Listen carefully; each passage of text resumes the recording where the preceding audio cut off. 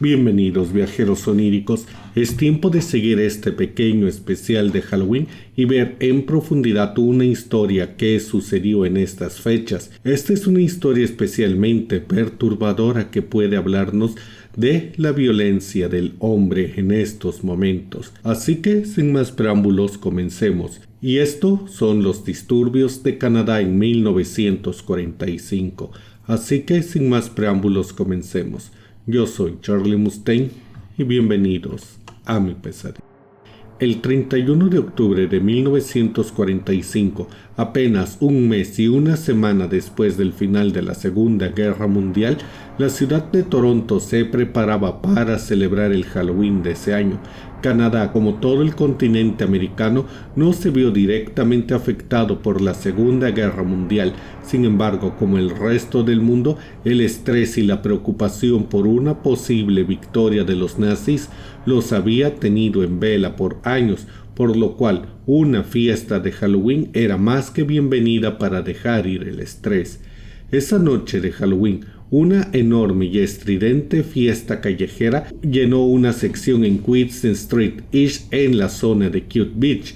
Hay que mencionar que esto fue el primer Halloween en celebrarse desde el inicio de la Segunda Guerra Mundial. Esto hizo que quizás los habitantes de la ciudad, sobre todo los adolescentes, se dejaran llevar de más.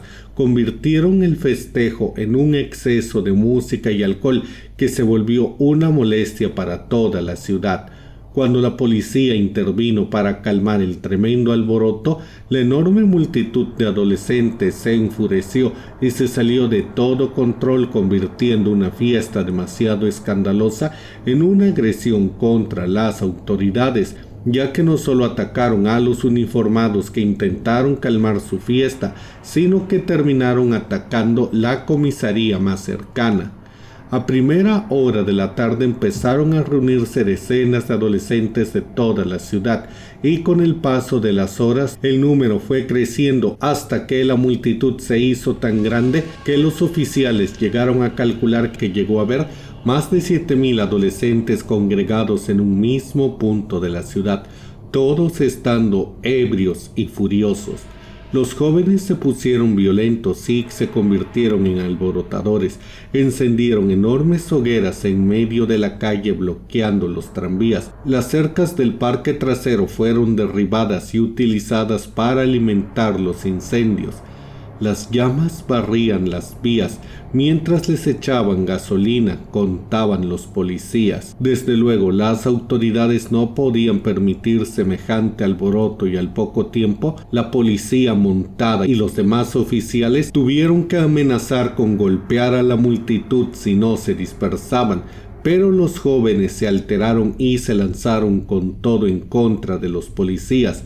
Los uniformados respondieron la agresión y arrestaron a 2 jóvenes para intentar llevárselos a la comisaría.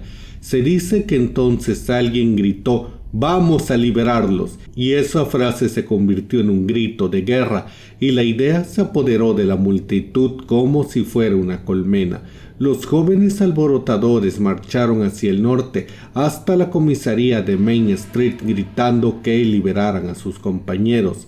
De hecho, al día siguiente, el Toronto Telegram informó que cientos de manifestantes de Halloween desfilaron por las calles del extremo este arrojando piedras a las ventanas y encendiendo bocas de incendio.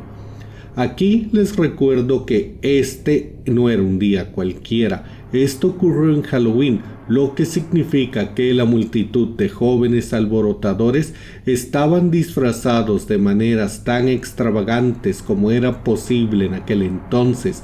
Los habitantes de Canadá fueron testigos de cómo una horda de vampiros, hombres lobos, soldados y cualquier ente que fuera el disfraz preferido para Halloween de aquel año estaban ebrios y furiosos destruyendo la ciudad. Cuando la multitud se acercaba a la comisaría, la policía y los bomberos tuvieron que lanzarles agua a presión usando mangueras contra incendio.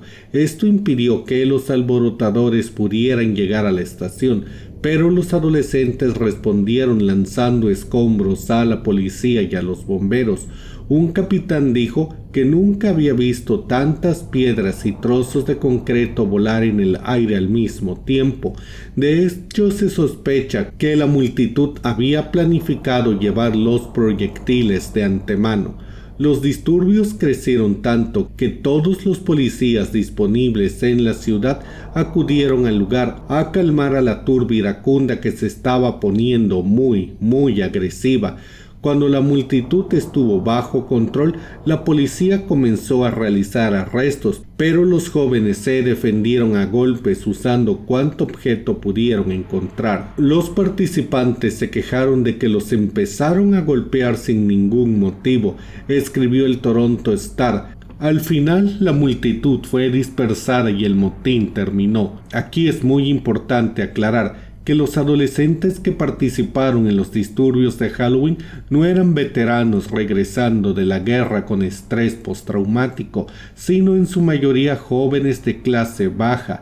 Esto es un hecho importante, ya que los veteranos recibían un trato muy preferencial por la justicia, pero estos jóvenes no corrieron con tanta suerte.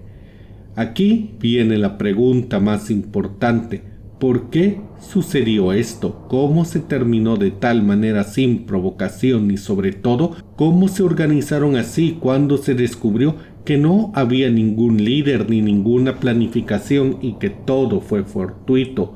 Una teoría que se barajó en el momento fue que una vez terminada la guerra, los sueños de esos jóvenes de convertirse en héroes de guerra quedaron aplastados. Sentían que tenían poco que perder y eso resultó en los disturbios de Halloween. Otros piensan que hay razones mucho más lógicas, como pueden ser el estrés. Estos jóvenes habían crecido con la guerra y esta seguramente empezó cuando eran poco más que niños.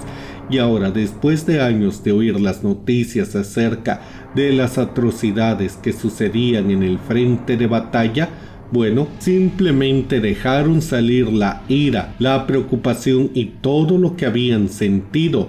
Y al final eso, mezclado con el anonimato de los disfraces y la sensación de libertad que puede proveer la noche de brujas, fue lo que provocó el motín. Después de todo, recordemos que aunque estos adolescentes desde luego no participaron en la guerra, sus padres sí lo hicieron. Quizás sus hermanos mayores y muchos eran jóvenes que habían perdido a sus familias en la guerra y que el colapso económico les pintaba un pésimo panorama.